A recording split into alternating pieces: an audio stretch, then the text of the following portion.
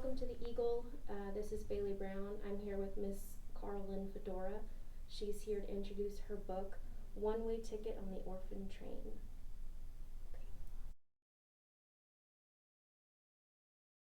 Well, in the 1800s, a lot of immigrants were coming into New York City, and they were just piling up.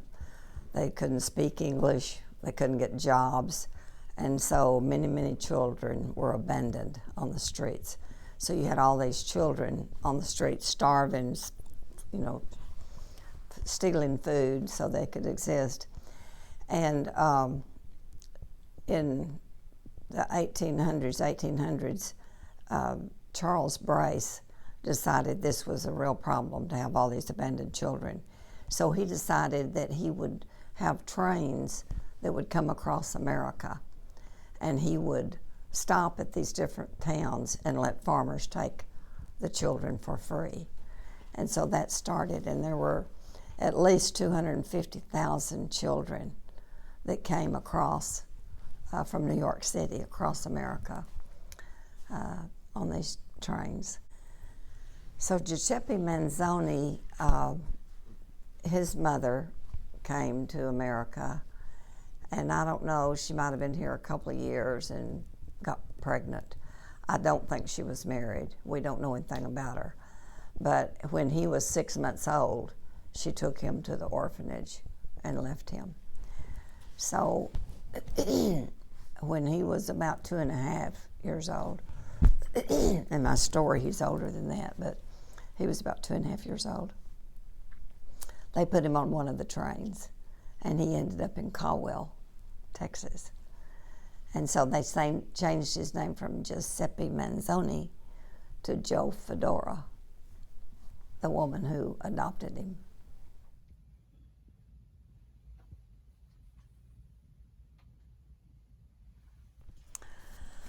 Nighttime again, the hours when shadows fall and memories from long ago come seeping into my head. The past takes on a life of its own when I go to bed. Fleeting images, toneless sounds, unpleasant smells of the day prevent sleep from coming. Babies crying, muffled sobbing from a little boy nearby. Overpowering darkness except for one slender stream of light slipping beneath the closed door. Disturbing noises of the night, and then stillness, silence, no sound at all. With the screaming quietness comes a foreboding sense of sadness, loneliness, even fear that I might soil my bed again. At night is when I feel the cold the deepest. A thin sheet and tattered blanket are never enough for removing the coldness that seems to permeate from my bones. Huddled into a small ball, I try desperately to get warm. I will myself to block out the mental images of the day, try to find some comfort in slumber, but sleep is slow to come. Every night, for all these many years, echoes from the past visit me. Once again, I seek answers to questions that have no end. Sleep finally comes to this weary body. All too soon, however, glaring sunlight and sounds of the morning jar me out of my restless slumber. Another night when memories came alive. With a jolt, I sit up and wonder if I hear one of the nuns coming for me, ready to punish me for not doing my chores. I look around and I see colorful wallpaper, sheer curtains, and remember, I'm not in the orphanage anymore.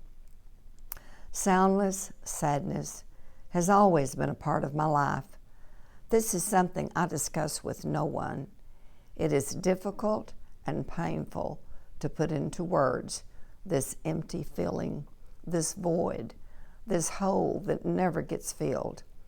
Even now, as I drink scalding hot coffee with the wife, I can't rid myself of the nagging, unrelenting ache within.